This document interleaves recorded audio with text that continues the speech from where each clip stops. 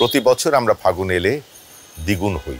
অনেকে ভুল করে ফেলেন প্রেম আর ভালোবাসাকে একসাথে করে। কেন আবার ভালোবাসার আলাদা দিন, মা আলাদা দিন হবে, দিবসগুলো কেন আলাদা হবে? ভালোবাসার জন্য অনেক ফুল লাগে না। ফাগুন শব্দটার মধ্যে কোথায় যেন একটা আগুন আছে। প্রকৃতির মধ্যে নতুন করে মনে হয় যে অগ্নিঝরা একটা বিষয় আছে। তবে বাঙালির জন্য ফাগুন মাসটি আমি মনে করি নবজাগরণের মাস, একেবারে শুরুর মাস। প্রতি বছর আমরা ফাগুন এলে দ্বিগুণ হই। প্রেরণা আমাদের সংস্কৃতির, আমাদের আন্দোলনের, সব কিছুর প্রেরণা হচ্ছে ফাগুন। ভাষা আন্দোলনের যে ডাক এসেছিল, 100 বছরের ডাক, 52 থেকে শুরু করে 71, এবং এখনও আমরা যেই ডাকগুলো দিচ্ছি আমাদের দাবি দেওয়ার, সেগুলোর প্রতিটির ক্ষেত্রেই আমরা দেখেছি যে এই ফাগুন মাসের সময়টাতেই আমরা নতুন করে প্রেরণা পাই।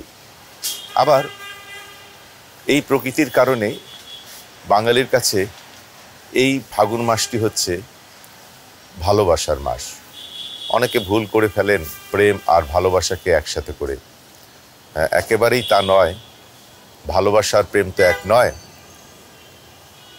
ভালোবাসা হচ্ছে টানে না, ভালো লাগে, আর প্রেম হচ্ছে টানে।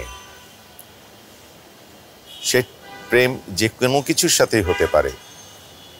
আমার কবিতার সাথে প্রেম, কবিতা আমাকে টানে, নানা প্রতিকূলতায় আমি কবিতার মধ্যে চলে যাই। এই অবস্থাটাকেই আমি বলি যে প্রেম। ভালোবাসা নাও টানতে পারে। আমি যে কোনো দূর থেকে কাউকে ভালোবেসে যেতে পারি, কোনো কিছুকে ভালোবেসে যেতে পারি। আমি খেলা ভালোবাসি, আর প্রেম হচ্ছে খেলা আমাকে টানে, মানা করলেও যেতে হবে। এই টানটাই হচ্ছে প্রেম। ফাগুন মাস নিয়ে বলতে গেলে অনেক কিছুই বলার থাকে। আসলে আমার দর্শনটা একটু অন্যরকম। আমার কাছে ভালোবাসা চিরকালের, চিরন্তন।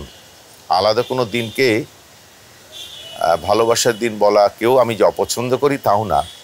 প্রত্যেকটা দিনেরই একটি বর্ষ বা দিবস থাকলে সেদিন থেকে আমরা আবার শুরু করি। তো ভালোবাসার দিন নিয়ে অনেক বিতর্ক অনেকে করেন। ভালো কিছু বারবার হোক, ভালো কিছু নিয়ে মানুষ থাকুক, ভালোবাসা নিয়েই তো থাকছে, অন্য কিছু নিয়ে তো আর থাকছে না।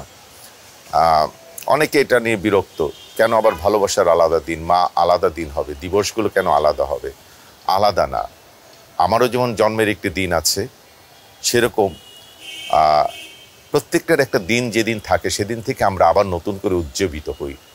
একটু আলাদা করে সাজতে চেষ্টা করি, আলাদা করে ভাবতে চেষ্টা করি। তবে আমরা মানুষই একমাত্র নিষ্ঠুর প্রেমিক, যারা একটি প্রকৃতির থেকে একটি ফুলকে হত্যা করে নিয়ে এসে প্রেমিকার হাতে তুলে দেয়। এই ভালোবাসাটাও কিন্তু নির্মম। পৃথিবীর আর কোনো প্রাণী এরকম প্রকৃতিকে হত্যা করে তার প্রিয়তমা বা প্রিয়তমার কাছে কিছু এনে দেয় না।